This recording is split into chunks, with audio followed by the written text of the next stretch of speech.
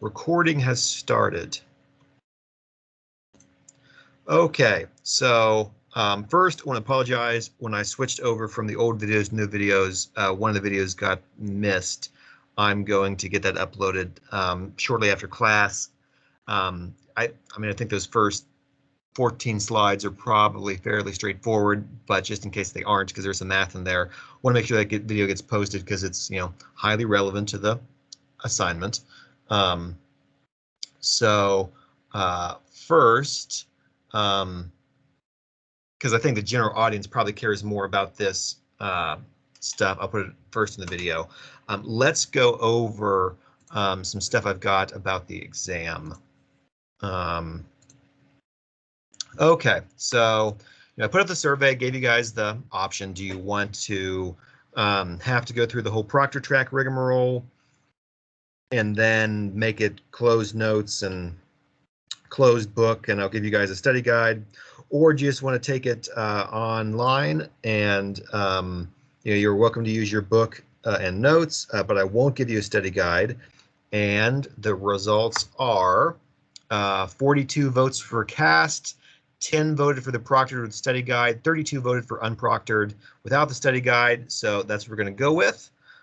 So you'll be welcome to use your book and notes, but this is not an excuse not to prepare for the exam. You know, if you spend half of the exam flipping through the 7 sets of lectures or trying to find the spot in the video that explains how to do something, you will not finish in time. So, you know, make sure you still prepare for this. Probably even still make a formula sheet if I were you, so you won't even have to refer to the notes as long as you know what you're doing. Couple other notes about the exam. You know, to find the best way to do this, you know, I changed the exam window a little bit. So the way it's going to work, the exam will be hidden on Blackboard and will become available at 10:30 Eastern Time, that's 7:30 Pacific Time, AM. Tuesday, October 19th. The undergraduates will be expected to take it during the synchronous class section on that day. I'll make sure to send out a couple more announcements between now and then, because I know not everybody pays attention. So, you know, you'll take it then.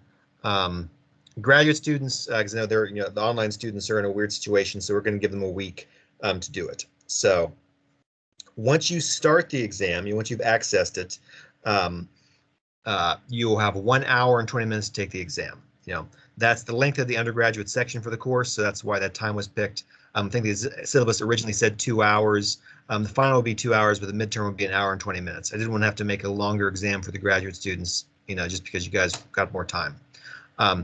There will be a 10-minute grace period to scan your photos and upload at the end. You know, after the original time has expired, it will say late on the Blackboard, but you know, when I go to grade it, I will look at it and make sure that, you know, your actual time elapsed, you know, was not more than 1 hour and 30 minutes. The exam will be distributed as a Word document.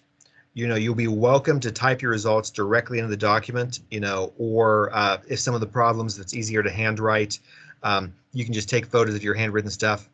You know, it's up to you to make sure I can read them. They need to be legible. If you lose points because I can't read it, that's, you know, on you. I'll get a second opinion if you think that it's good enough, but you know, I'm usually pretty good at reading bad handwriting. So, you know, if I can't read it, chances are the other person I ask won't be able to either. Some people paste photos directly into the Word document. That's fine. One thing you should not do is you should not try to embed the files as photos into the Word document, because sometimes it like embeds them as a path onto your hard drive. So when you open it and look at it, it looks good to you. When you send it to me, you can't find it. So don't do that. Once you've downloaded the document, you know, you can work on it offline. So if your internet goes out, you don't have to worry about it that much. So as far as the actual content on the exam, all the content will come from the slides and the homeworks. So, you know, don't worry about any of the extra readings I gave you. No programming portions. Don't worry about, you know, your MATLAB stuff. There is some math on the exam, though, particularly in the statistical sections, like the stuff we're going over now. So you are welcome to use a calculator, or some people prefer Excel. That way, they've got the whole e to the lambda t equation just in the cell, and they can just put values in. Some people like to actually use, I think I saw some pictures, some screenshots, like in last year's exam, where people had used MATLAB to like solve some of the problems and like put their MATLAB screenshot in there. That's totally fine. Whatever method you use, don't forget to show your intermediate step, show your work. Only way I can give you partial credit if you get the wrong answer. I suppose first, any questions about the exam, since that's what we're talking about.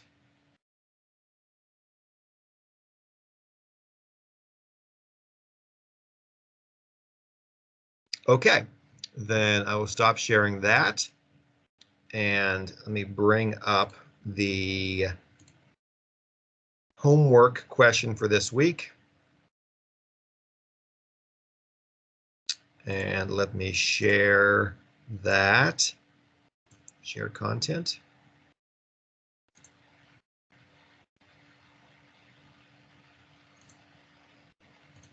Okay, 3 problems this week. Any questions about the first problem?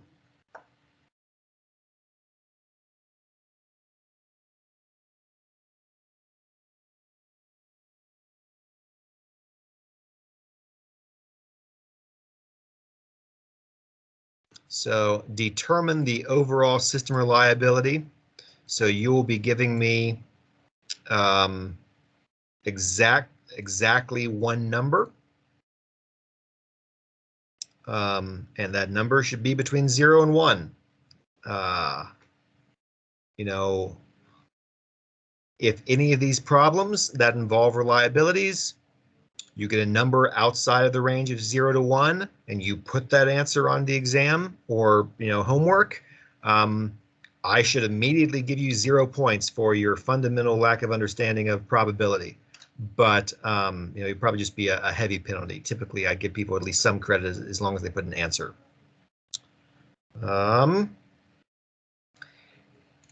Any questions about problem 2? It's one question that usually comes up a lot on this.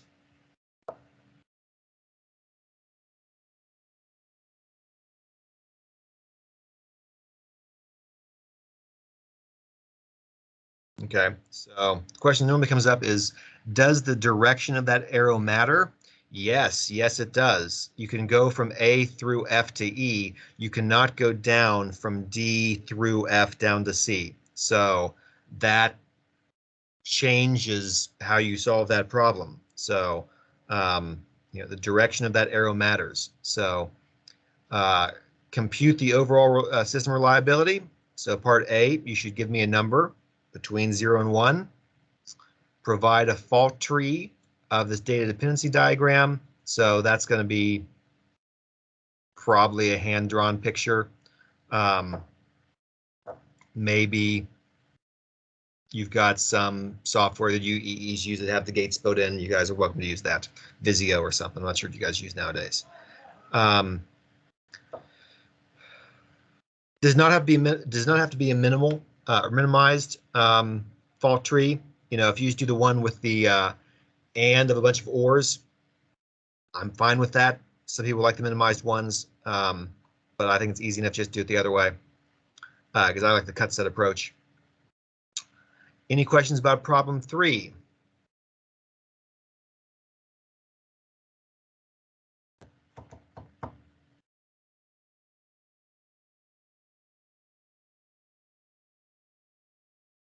So find the minimal cut set, so that should be,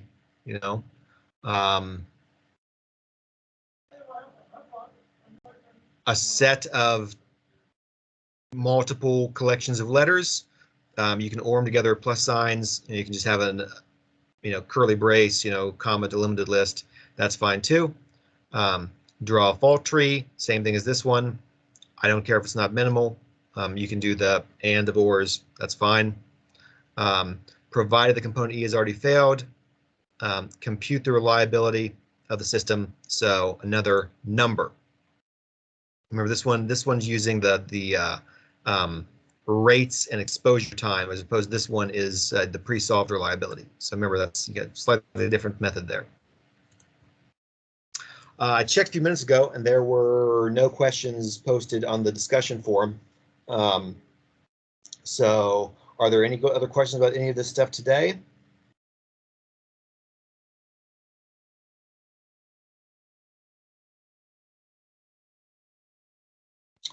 Then I will stop the recording.